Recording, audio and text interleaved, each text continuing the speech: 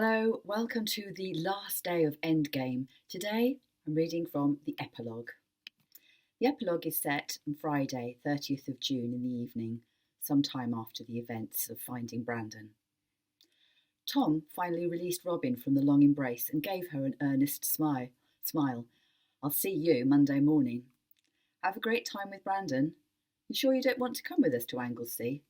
No, you need some father and son bonding time. Next time, for certain. I'll hold you to that. He gave her a wink.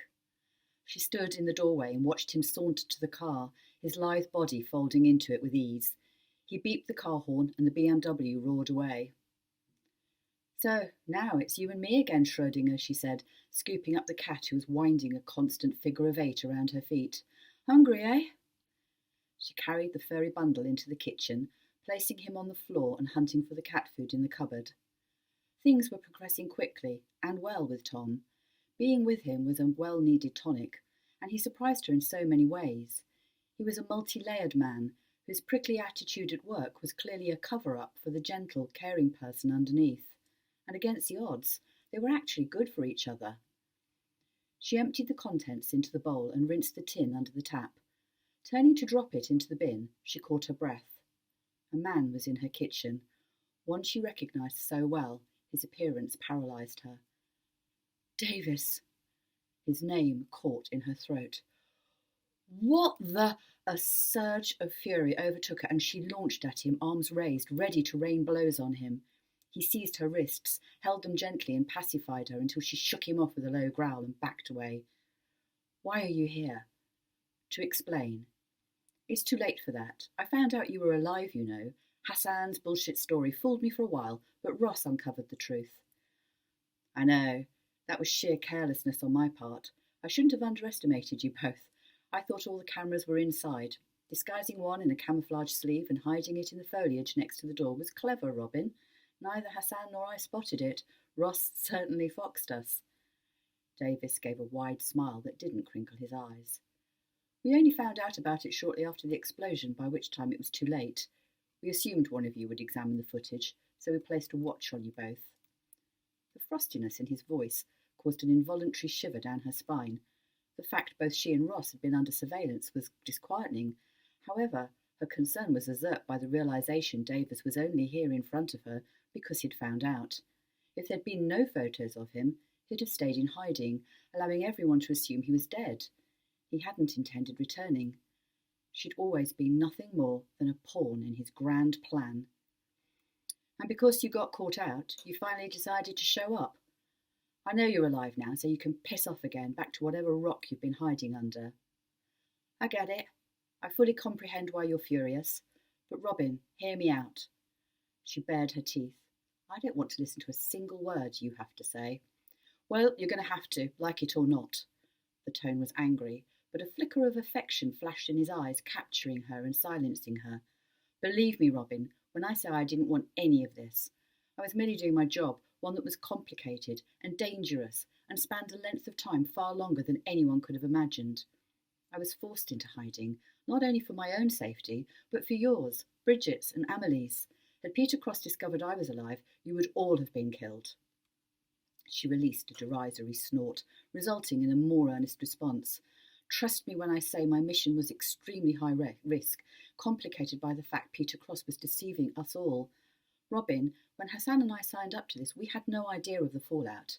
Do you honestly believe I wanted to be separated from you or from my daughter, allowing you both to believe I was dead?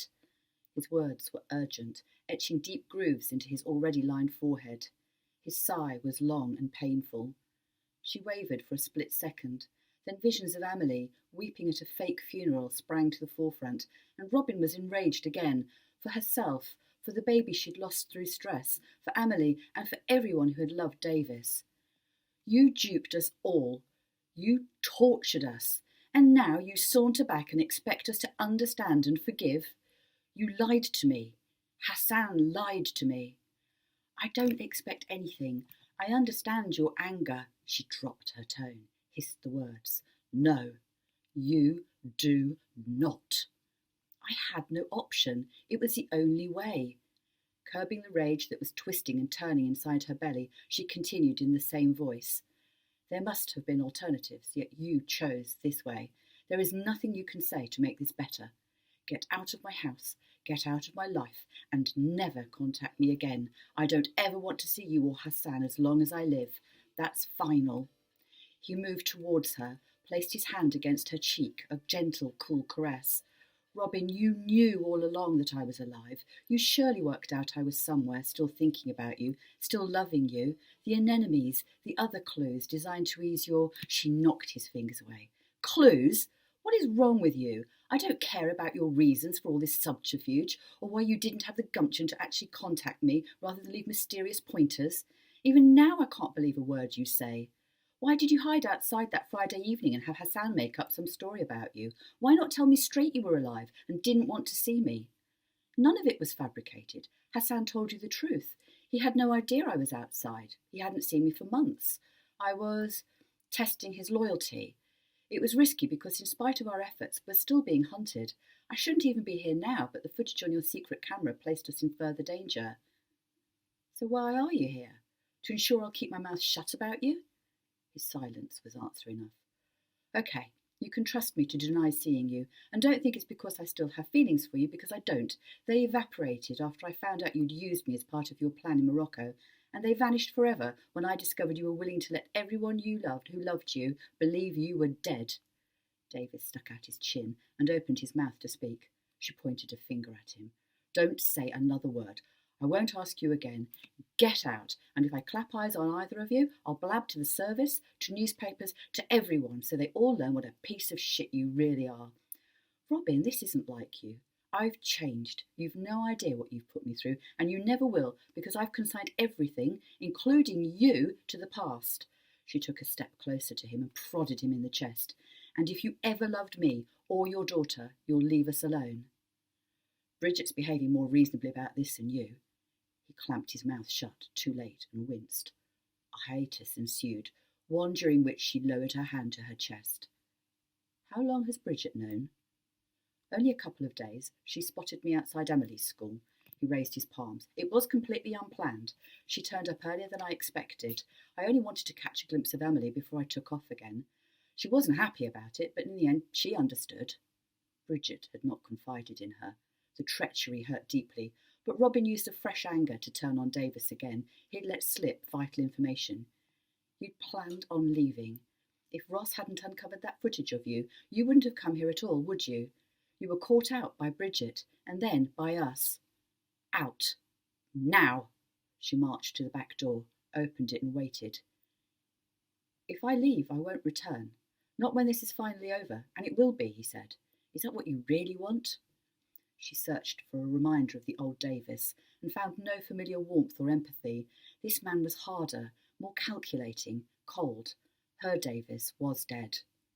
"Yes, it is." As he passed her, she inhaled the familiar scent of the cologne he always wore. It didn't evoke any happy memories, only brought a sour taste to her mouth. She slammed the door shut, drawing the bolts firmly across it, then held her breath and waited for the sound of a car engine or a knock at the door.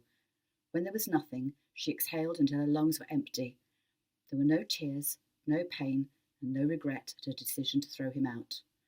Schrödinger, who'd finished his food, had set about cleaning himself, unperturbed by the events that had taken place. She scratched behind his ear and along his back. He arched in pleasure, and she smiled, relaxed her shoulders. She felt fine. In fact, she felt the best she had in a very long time. The ghosts had finally been put to rest. "Just you and me, until Monday," she said. I've actually got a lump in my throat now because that's the last ever Robyn Carter story. Well, you should never say never, should you? And I do have some ideas about what to do with Ross, so who knows? Stay tuned. I might yet do another series and you might have more from Robyn in the future. But for now, it's goodbye from me and it's goodbye from Robyn. And thank you for tuning in. Do come back again. I'll be reading something else next month and I have some very exciting news for you then. Thank you for subscribing. Thank you for watching. Thank you for loving Robyn. Bye.